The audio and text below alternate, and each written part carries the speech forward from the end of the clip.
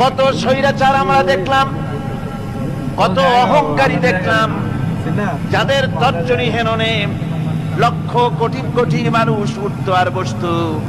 তাদের জিল্লাতির সঙ্গে আল্লাহ রাব্বুল আলামিন কতজনকে বিদায় করে দিলেন। ফুলের মালা নিয়ে কুলাতে পারে নাই, পা থেকে শুরু করে গলা পর্যন্ত ফুলের মালা দিয়া ডুবাই দিল ভক্তরা।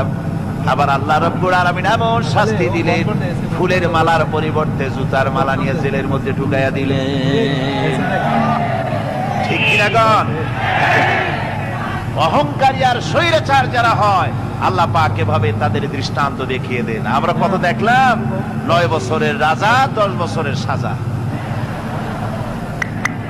পৃথিবীর মুখে যারা অহংকার করে, যারা স্বৈরাচার হয়, আল্লাহর আইনকে যারা বৃদ্ধঙ্গুষ্টি প্রদর্শন করে, আল্লাহ পাক তাদের জমিনেও দেখা